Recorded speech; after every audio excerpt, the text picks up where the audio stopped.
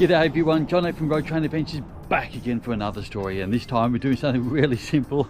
Going to Adelaide with this road train of pipes, just taking it there, dropping them off and dragging the empty trailers back. So let's get going and in for a bit of an easy trip this one.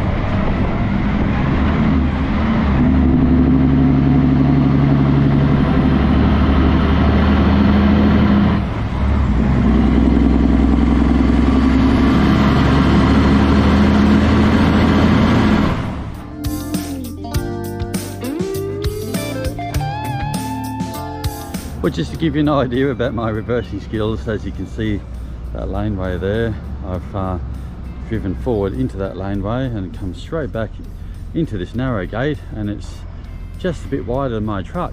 So here we are here, and it's a crane unload. So this is a nice simple job, and it took a little bit less time because I didn't have to split up. All right, there we go. A nice clean truck there, beautiful. We'll get this off and head back to Deniliquin. All right, so we're just going to take a bit of a break here, and in the meantime, let's talk about how I got into trucking, and more to the point, should you get into trucking, is it worth it? So, gee, we got to go back quite a few years for when I got into transport. So after I left school, I did a microcomputer technology. It's a course I did at TAFE, and that taught me how to fix computers and stuff, and yeah, that was cool. I was always good with technical stuff. So then I got a job in rock and roll lighting and sound, met a lot of celebrities. I did all the big concerts in Perth. I did that for a while, and then one day things got quiet, I got put off, and so I went and applied for a job, and one of the jobs was a motorcycle courier. Did that for about 5 years. I actually really enjoyed it, just riding around and getting paid to do it. And anyway, got a job in the office. I had experience in the office and on the road. From there, what happened, Anyway, one day I thought, oh well, let's get my HR license, because I just like to have all the licenses. So I got my HR, but never drove a truck. So I had my HR license, still didn't drive a HR truck, had no experience. Anyway, years later, after I was married, I thought, oh, I might try see if I can get a job driving a truck. So I looked around, and unfortunately, all the truck jobs, they wanted, well, we'll call it open HR. So you could drive a Road Ranger. Well, I only had synchro mesh, so I could drive synchro boxes only. So, oh well, maybe I'll upgrade my license. So that's what I did. I went to go and get my learner's permit, and said, oh, how much for HC? And they told me 1,500. I thought, 1,500 is so expensive. So I said, well, how much for MC? And they said, oh, $35. 35? What? So, oh, well, I'll go for MC.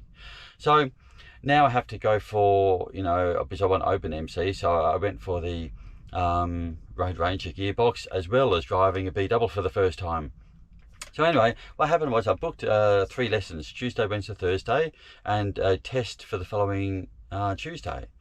So I did my 3 lessons, got used to the gearbox and used to reversing and stuff like that. Did reasonably well.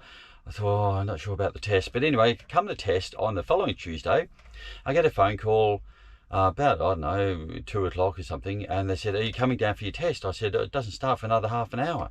They said, no, it started half an hour ago, 1:30. I thought it was 2:30. Oh, no. Anyway, I ride a motorbike. I said, it won't take me long. I'll be down there in a second, or shortly anyway. So I go down there, and now it's like half the test is over. So they said, oh, well, we've seen you drive. We know you can drive. Okay. Tell us what you would do when you get in the truck. I said, okay, pre-start. Okay, I'll check this. Okay, let's get in and go. Didn't even have time to go up the hill and see how I go down the hill and all that kind of stuff. I was so nervous. I was grinding the gears and stuff. Oh, anyway, he passed me because he said, look, I've seen how you go in the lessons. You were doing really well. So you're just nervous, so passed me. Right, so now I've got to get a job. So I rang a few companies, and the following day I had an interview on the Wednesday. So I had my license one day, and went and saw this, we call it like one-man show. He's got about 6 or 8 trucks. Anyway, he's got the contract pulling tall triples up north, and that was the job I was going for, to pull a triple road train up north. So I just talk. Oh, yeah, I could do this. Yeah, I've been in transport for so many years. Well, yeah, I had, but never driven the truck.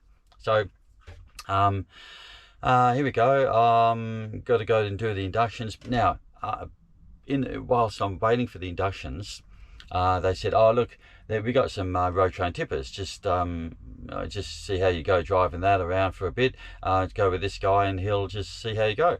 So I get in and driving this Road Ranger, and it's a 904 actually, so similar to what I'm in now. And so all's going reasonably well. Anyway, in talking to him, it's discovered that yes, I got my license the day before, and so he reports back to his boss, this guy's only just got his license. So of course they're not going to now send me up with a triple road train for the first time.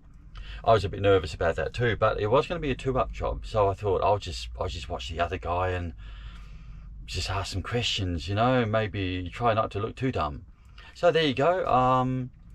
Anyway, so I couldn't get that, couldn't drive up there, but he said, look, I need someone for the weekend shift on these road train tippers. It's basically pulling stuff off the wharf, taking it to Canning Vale, backwards and forwards. There's 6 trucks, and they basically just do a circle. So I thought, yeah, okay, I'll do that. So now I'm on my own, and it was not hard. You just pull up under a hopper at the wharf. They load you with this clinker, and then you drive to Canning Vale. You tip off one trailer, go forward, tip off the next trailer. So it's actually in a bunker, you'll call it. Anyway, at the end of the day, the boss rings me up and says, "Wow, you're doing really well." I said, "Well, why are you saying that?" He said, "Because every time we get a new person, the new person is always holding everybody up. Everyone catches up to him, and they're waiting for him to tip, and then they're waiting at the other end, but no one's caught you the whole day." I thought, oh, well, I knew I was okay at driving, so there you go. So that's that job. Anyway, he didn't end up paying me. So, of course, I didn't keep working for him. I just put it down to, well, you know, wasn't really that honest when I got the job, so got to get experience. So the next company, I thought, well, I've done road train tippers, let's keep doing that. So I went to another company, and this company, I said, yeah, look, I've got no experience, and they said, yeah, that's fine. We take people like that all the time. So, you know, we run a few things, and one of the things I just remember them saying is, you know, you got to check the ring feeder and stuff. And I said to him, what's a ring feeder? I thought, what's a ring feeder? You're going to drive a road train, you don't even know where that is. Wow. Anyway, I didn't have experience. So, okay, so they started me in a truck and dog, and I did that for a week and a half. Now these truck and dogs over there, or this one, basically got to back up to the pile, tip that, go forward, drop the dog at the ring feeder, and then back the truck up. And that's just how that one is. It's not these ones that we have over east. Anyway, so I did that for a week and a half, and I said, oh, look, this is too easy. You know, you've got to give me a road train. So oddly enough, they did, and I never turned back. So I, you know, did everything successfully. Now, one thing that I did do is always, whenever I had a chance, I'd practice backing up, and I just practice, go forward, back, forward, back. And then I saw this other guy, Michael. He was one of the really experienced drivers. He would back up, basically, we'll call it like this way, back up all the trucks that like in line, and he'd back the road train up like that. And I thought, wow, I'm going to practice that. So I practiced backing up around a corner, you know, so I would always look for the hard places to back into to get more experience. And that's why I can back up in all sorts of scenarios, in curves or whatever. It's just, I did it from the start. Anyway, so then I got a job doing general freight, doing east-west. Never been over east, really. I've been over east, and I remember seeing B-double tippers for the first time. I thought, got to be some mistake. B-double tippers, never seen that before. Because over in WA, there was just pocket road trains. Anyway, so east-west, and this company really, the company I started with, really taught me how to chain, strap, and I was making all sorts of mistakes, and they would show me where I went wrong and how to do it properly. So that taught me a lot how to do general freight. So let's see, then I went back to tippers. Then I started doing the float work, so they taught me how to do float and how to chain, and they didn't exactly teach me correctly how to do the float because they didn't know either. It wasn't until I did this QGC job where I was, I don't know, about 6 weeks work of QGC. I remember I was loading the float, and I was half loaded, and then another float came. I thought, oh, I'll beat him. He came, and before I'd even finished chaining, he came, dropped his legs, loaded it, chained, gone. What the hell?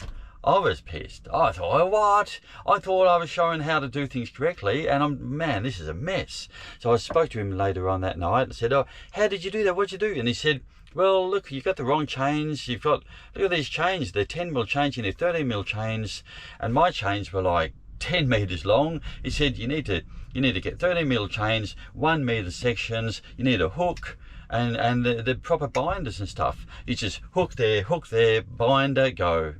And I thought, wow. So I spoke to my boss. I said, this is what we need. So he got me those, and oh, that just, you know, when you're taught by the correct people or how to do things properly, it really does make a difference.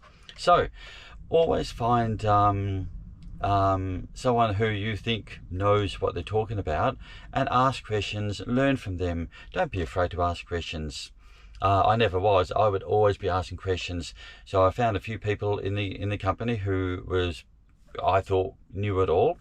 And so if I wasn't sure about something, I would ask them, just how do you do this? How do you do that? Can you show me this? Can you show me that? And if something ever went wrong with the truck, I would always ask the workshop. So I knew what the symptom was. So I was there when it broke down. So I'd ask the workshop, what was it? And that basically helped me learn about the engine. Okay, so if it sounds like this, it's probably that. Same with trailers, same with everything. If something goes wrong, find out what went wrong. So if it happens again, you know how to fix it, or possibly if it's an easy fix. If you hear some symptoms, you might be able to narrow it down, and yeah, so it really does help. Never ask too many questions. Just find somebody who you trust, who can help you steer you in the right direction. Okay, so that's basically my experience of general freight east-west, and I did pressurized tanker work as well. I've basically got a pretty big run. I've never done liquid tankers, only pressurized tankers. That's like lime and what was the other one? Lime, soda ash. That's it. Yeah, to the mines. They were good. Anyway, so is it worth getting into trucks? Well, if you're a single guy and you're young and you don't really care about women at this stage, yeah, go for it. You know, it is the best. I love the lifestyle. I do have 2 kids. They're growing up. They're 10 or 12, so they're not exactly old. Well, I kind of want to be home more for them. I'm home, yeah. So you got to weigh up the benefits and pros and cons. Actually, I will digress. I will tell you how I got into being out on the road for so long. So when I was doing these road train tippers, I was out picking up this load, and they've got this their own private frequency radio and stuff like that, and a repeater.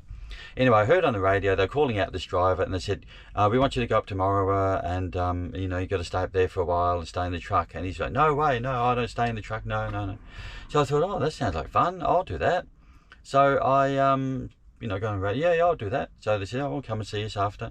So I went and saw him, and they told me what to do, and we went up to Morrowa, and we stayed up there, and well, I slept in the back of the truck. Now, this truck had a tiny sleeper. It was a Volvo. And the bed was, they called it a light sleeper. And so I'm not that big. So, you know, but even though I'm not that big, to roll over, you literally got to flip yourself on the spot. You can't roll over, like, you know, just flip on the spot. And I got used to that. And it wasn't until sometime later when I got a bigger truck, you know, like a XXL Volvo, I thought, wow, there's so much room in this. Anyway, so I was just, you know, I still new. So that's basically how I got into camping out in a truck. I enjoyed it. I got a fridge and set myself up, and I really enjoyed it. Was just like camping, you know. So yeah, that's how I got into sleeping in the truck and being out all the time. And so I still love it to this day. I've pretty well got a lot of stuff in this truck I got all the tools.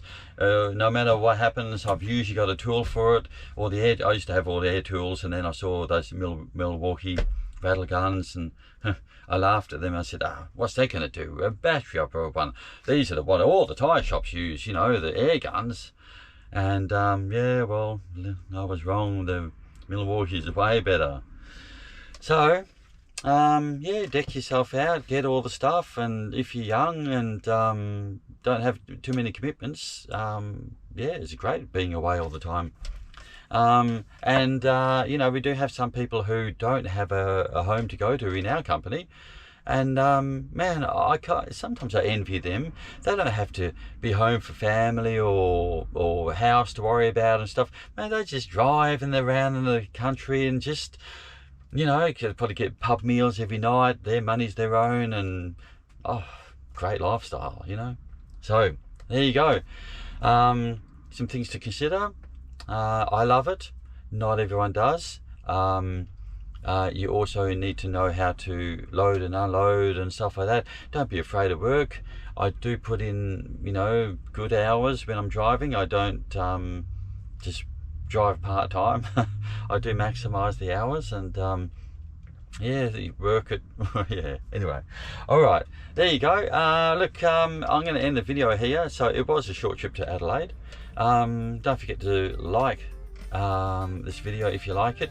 If you dislike the video, click that dislike button, the thumbs down button twice, and yeah, don't forget to subscribe if you haven't already, and I'll see you in the next one.